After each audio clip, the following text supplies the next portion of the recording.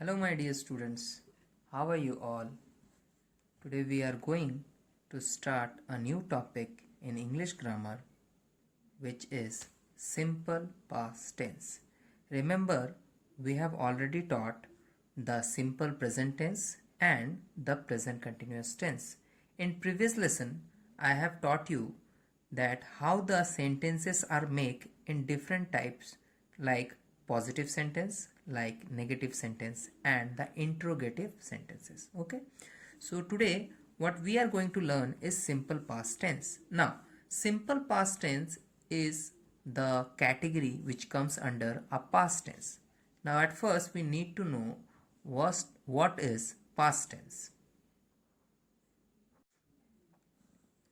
Past tense means any action which already happened in past, which means past का Hindi meaning होता है भूतकाल, यानी जो पहले हो चुका हो. Any type of action which is already मतलब जो कि पहले से ही है ना, हैपेंड हो चुका हो इन पास्ट यानी प्रीवियस. जैसे अगर मैं बोलूं कि कल रात मैंने खाना खाया था, तो I have said this tense I have said this sentence in past कि मैंने कल ये काम किया है. ठीक है, तो कल तो चला गया, right. So past means which is already happen, जो ऑलरेडी हो चुका है, right. Now what is simple past tense now? See, the tense which simply tells about some action happened in past. Now remember one thing, past tense means any action which already happened in past. मतलब कोई भी action, कोई भी काम जो आप कर रहे हो, खेलना कूदना, jumping, playing, reading, writing, which is already happened, जो हो चुका है. कल मैंने 2 घंटे पढ़ाई की थी, तो that is a past tense, right. But in simple past tense, it is said that the tense which simply tells मतलब सिर्फ यही बताता है कि कोई एक्शन हुआ. अब कैसे हुआ, कितने देर में हुआ, कितना टाइम पे हुआ, इतना ज्यादा वो नहीं बोलता, राइट. सो सिंपली अगर कोई टेंस बता दे कि पास्ट में कुछ हुआ है, तो that is simple past tense. Okay, examples. I ate my food. Okay, here just remember this word I have underlined over here, right, and we are going to discuss it is about this word in later. Okay, he bought a pen. Okay, Rohan did his homework. In these sentences, and I have underlined some words and I am going to discuss it later, that why these words are written like this. Now see here my dear students, that I ate my food, इसका मतलब क्या है कि मैंने अपना खाना खाया. ate, eat का past form है. Remember when I have taught you verb forms, where I have I was telling you that there are 3 forms of verb, right. 3 form होते हैं. 3 फॉर्म जैसे एक होता है सिंपल, एक होता है पास्ट, ओके, और एक होता है पास्ट पार्टिसिपल, राइट. सो यहां पे हमारा वर्ब का सेकंड वाला फॉर्म यानी पास्ट फॉर्म लग रहा है. As it is a simple past tense question, I mean the topic. Okay, so here he bought a pen. Bought जो है वो बाय का पास्ट फॉर्म है. बाय का मतलब खरीदना होता है, BUY. So he bought a pen का मतलब है उसने पेन खरीदा था, right. Now Rohan did his homework. Rohan ने अपना होमवर्क कर लिया था. सो रोहन डिड मतलब करना. अब डिड किसका पास्ट फॉर्म है? डू का, DO, जिसका मतलब होता है किसी चीज को करना, जैसे डू द होमवर्क, राइट. सो वहां पे रोहन डिड का मतलब रोहन ने कर लिया है, होमवर्क कंप्लीट है उसका, right. So these words in the verb forms which reflect the meaning of past actions. Okay, past actions मतलब क्या बताए थे? simply tells about some action happened in past, मतलब जो पहले ऑलरेडी हो चुका है, right. Now I'm going to tell you how you can identify about that the sentences are given under past tense, which means simple past tense, right. I have given you some identification. I have given you some instructions while I was teaching you simple present tense, that in every tense there should be an identification. पहचानेंगे कैसे, right. कैसे पहचानेंगे sir? Past tense वाला दिया हुआ है ना. Now C, whenever a identification given and what I have given you in previous lessons, that in sentence end, हमेशा मैं बोलता हूं sentence के end में, right? Now in sentence end आपको क्या मिलेगा? ता था, जो कि पास्ट टेंस है माय डियर स्टूडेंट्स, सो यहाँ पे था लगेगा, राइट? अब था क्या होता है? था इंडिकेट करेगा कि आपका सेंटेंस पास्ट में दिया हुआ है, भूतकाल में, जो काम ऑलरेडी हो चुका, विच is already happened, right? Now in sentence and ता था, ती थी, ते थे, these kinds of things with verb. चलो मैंने इतना भी लिख दिया, विथ वर्ब, वर्ब के साथ। अब वर्ब क्या होता है? The action you do. अगर खेल रहे हैं तो प्ले लिखते हैं, है ना? अगर पढ़ रहे हैं तो रीड या स्टडी लिखते हैं। When ever I am telling you something तो आई एम टीचिंग, तो टीच करना यानी पढ़ाना, वो भी एक वर्ब है। तो इनमें ता था, ते थी, ती थी, इस तरह से आने चाहिए सेंटेंस में, right? Now I am giving you some examples in Hindi and later on it will be translated in English also, right? But before that we will discuss a sentence structure. In every tense remember I have given you sentence structure. हमेशा हम बताते हैं कि एक sentence का structure होता है, पहले सब्जेक्ट लगेगा, फिर क्या लगेगा, फिर क्या लगेगा, ये सब, right? Now see my dear students, the sentence structure will be subject under which you can put noun or pronoun plus past form of verb, which means verb की second form, right? And object का meaning हम क्या बताए थे in previous lesson? The rest part of sentence. Sentence का rest part यानी जो बाकी का पार्ट है जिसमें ये और ये नहीं आता है। यानी इन एवरी सेंटेंस सब्जेक्ट उसमें से लेना है, उसमें पास्ट फॉर्म ऑफ वर्ब लगाना है, और उसके बाद जो बाकी बचा कुचा जो सेंटेंस का पार्ट होगा वो हम ऑब्जेक्ट में टाइप करके राइट करके रख देंगे, ठीक है? Now see some examples. First sentence, मैं स्कूल जाता था। रिमेंबर था से तो तुरंत पकड़ में आ जाएगा that it is a past tense, क्योंकि है का मतलब प्रेजेंट होता है, राइट? था लगा है, पास्ट टेंस। रिमेंबर नाउ मैं स्कूल जाता था, ता था, राइट? आइडेंटिफिकेशन वॉज दैट ता था, ती थी, ऐसे लगा रहना चाहिए, राइट? सो मैं स्कूल जाता था, हो सकता है मैं अभी नहीं जाता हूँगा, बट मैं स्कूल जाता था, मैं ये काम पहले करता था, राइट? सो कैसे लिखेंगे इसको? Sentence structure said that first thing which you need to use is subject. Subject तो मैं हूं, मैं जा रहा हूं, है ना? सो मैं इज अ सब्जेक्ट, सो हम इसको क्या लिखेंगे? आई। मैं का इंग्लिश क्या होता है? आई। तुम का इंग्लिश क्या होता है? यू। सो मैं स्कूल जाता था। अब sentence structure said that subject plus past form of verb, और वर्ब क्या है?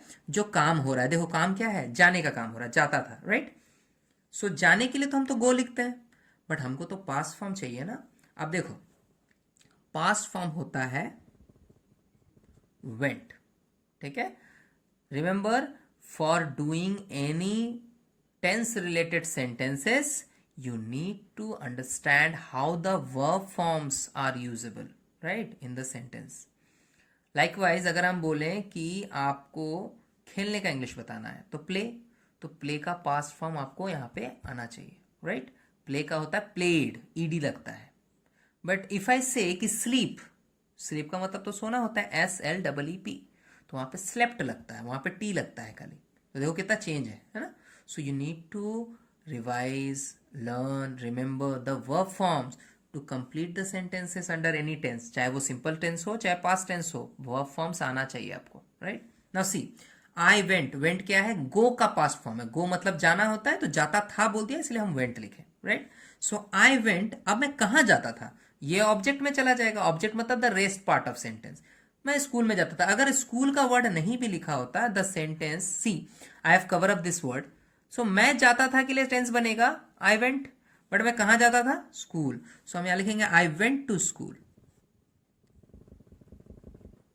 Okay, now remember whenever a simple present tense was discuss, simple present tense जब बताए थे तो मैं स्कूल जाता हूं, सो आई गो टू स्कूल, पर मैं स्कूल जाता था, so I went to school, ठीक है?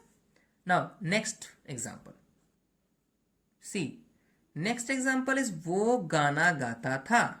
ओके, सो सेंटेंस क्या बनेगा? अब चूंकि गाता था इसका मतलब कोई मेल है, मेल के लिए हम ही लगाते हैं, वो में ही. सो ही प्लस वर्ब फॉर्म जो कि पास्ट में होगा, क्योंकि गाता था, गाता है नहीं, गाता था, हो सकता है कभी पहले गाता था.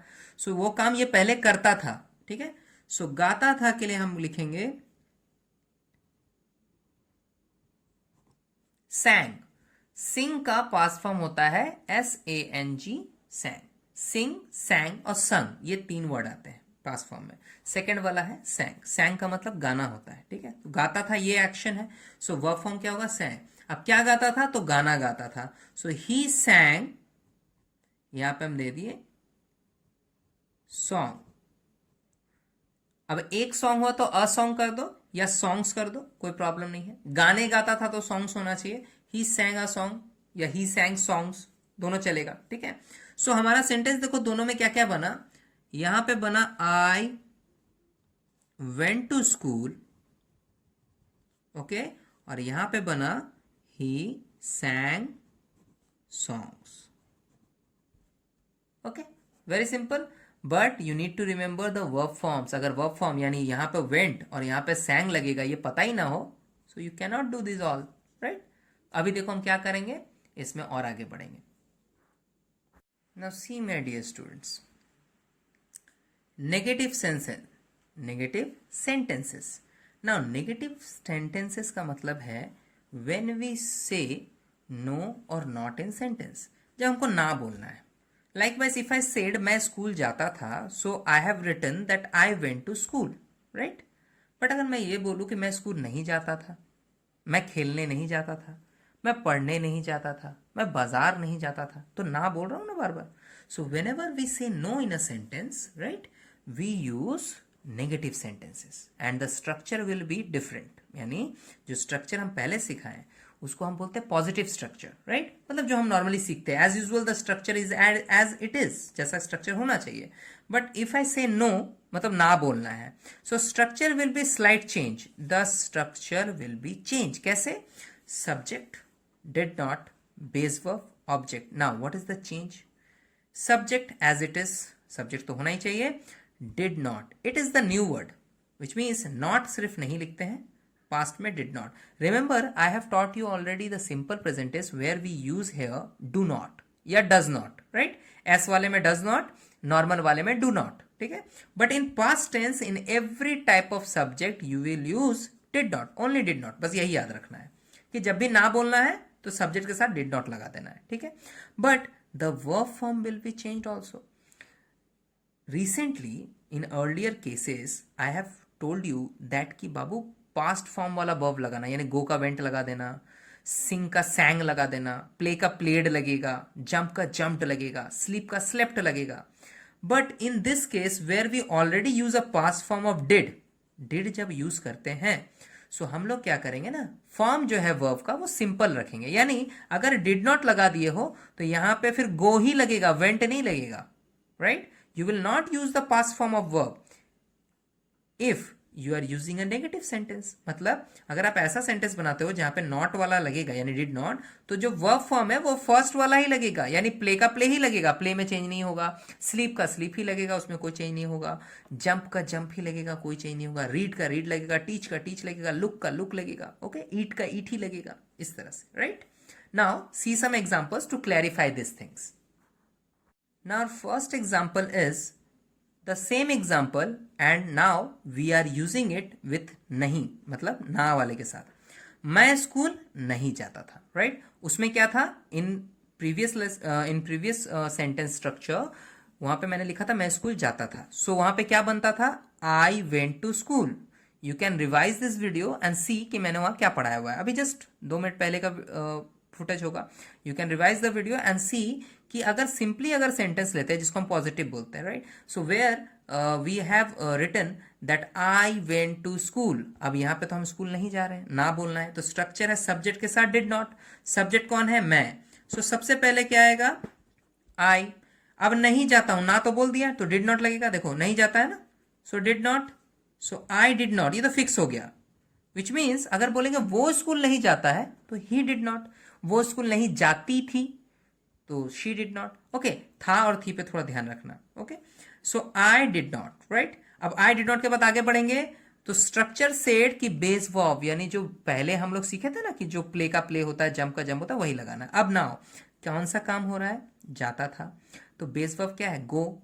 जाने का तो गो बोलते हैं, सो आई डिड नॉट, यहां गो ही लगेगा, गो का चेंज नहीं होगा, ना वेंट लगाना है ना कुछ और। सो आई डिड नॉट गो, अब कहां नहीं जाता था, school, which is comes under object. Object क्या बोलता है, ऑब्जेक्ट का मतलब है कि आप रेस्ट ऑफ द पार्ट जो यूज नहीं हो रहा है उसको डाल दो। So I did not go to school, which means in positive sentence you write I went to school, और जब आप नहीं जाते हो तो I did not go to school। सो वहां पे देखो कितना चेंज आ जाता है, राइट। गो का वेंट बना था, बट यहां चूंकि डिड नॉट यूज हो रहा है तो गो ही लिखना है। नाउ द नेक्स्ट एग्जाम्पल, और नेक्स्ट एग्जाम्पल सेड वो गाना नहीं गाता था। रिमेंबर द अर्लियर एग्जाम्पल्स, जो हम इससे पहले एग्जाम्पल दिए थे उसमें एग्जाम्पल क्या था, वो गाना गाता था, अब ना लगा दिए, वो गाना नहीं गाता था। So the structure and the system will be same, वैसे ही करना है। अब वो गाता था ना, तो ये फीमेल नहीं होगा, ये मेल होगा। मेल के लगता है ही, अगर गाती थी होता तो शी लगा लेते हैं, ठीक है। सो ही यहां पर डायरेक्ट लगा दो, डिड नॉट, ये तो लगना ही लगना है, क्योंकि ना बोला गया है सेंटेंस में और पास्ट फॉर्म का ना है तो डिड नॉट लगेगा। सो ही डिड नॉट, अब क्या नहीं करता था, देखो गाने का काम नहीं करता था, सो ही डिड नॉट सिंग लगेगा, जो हमें पहले ही पता है कि गाने को सिंग बोलते हैं इंग्लिश में, कोई गा रहा है तो सिंग, ठीक है। सो सिंग, अब यहां पर क्या, तो गाना, so he did not sing songs, right. So the sentence structure simply said कि सब्जेक्ट के साथ डिड नॉट जब लगाओगे तो बेस वर्ब को ही यूज करना, फिर उसको सेकंड वाले पास्ट फॉर्म में आने की जरूरत नहीं है।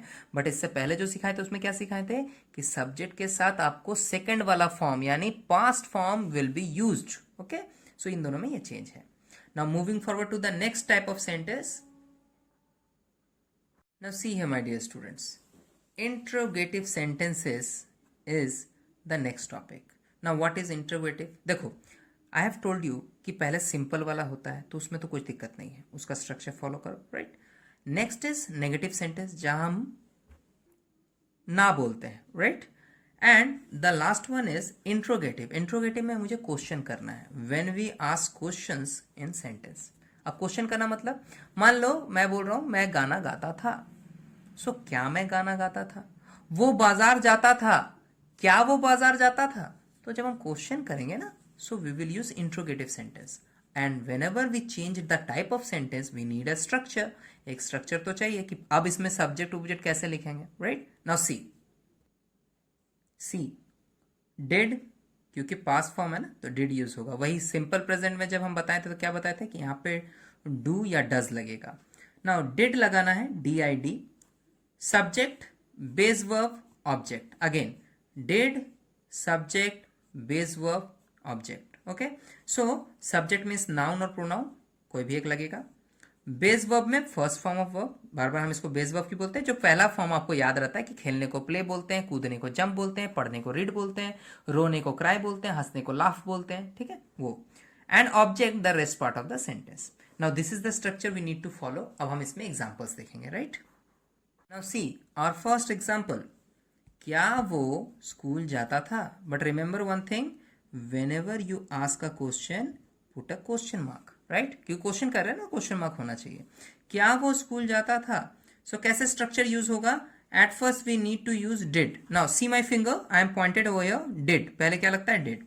सो सबसे पहले तो आप डिड लगा दो, राइट, फिर ऐड करते हैं, वो इज द सब्जेक्ट, सब्जेक्ट लगेगा ना, तो वो को हम बनाते हैं ही। जाता था इसलिए ही लगा, जाती थी होगा तो शी लगा देना, ठीक है। द ओनली चेंज इज ता या ती, लेकिन प्रॉब्लम क्या है कि आपको ध्यान रखना है इस बात का, ये नहीं कि शी कभी भी लगा दो ही कभी भी लगा दो, right. So did he school जाता था, सो जाने का काम हो रहा है, जाने का काम मतलब बेस वर्ब, जाने का काम को क्या बोलते हैं, गो। एंड कहां जाता था भैया, स्कूल, तो टू स्कूल। अच्छा, सिर्फ स्कूल नहीं लिखेंगे, remember whenever a place is mentioned in the sentence तो हम उस तरफ अगर जा रहे हैं या आ रहे हैं वहां से तो टू या फ्रॉम कुछ लगाते हैं, ठीक है। इसको रिमेंबर रखना कि टू लगाना पड़ा। जैसे बाजार जाता था तो टू मार्केट होगा, मंदिर जाता था टू टेम्पल होगा, मस्जिद जाता था टू मॉस्क्यू होगा, ओके। खेलने जाता था टू प्ले होगा, इस तरह करके, right. Now did he go to school, तो पूरा क्या बना, पूरा बना एकदम simply did he go to school, क्या वो स्कूल जाता था, and question mark, right. Again, क्या सीता बाजार जाती थी, क्या सीता के लिए हम क्या लगाएंगे, डिड सीता, ओके, जाती थी, सो फिर से गो लगेगा, to market. Did he go to school, did Sita go to market, है ना।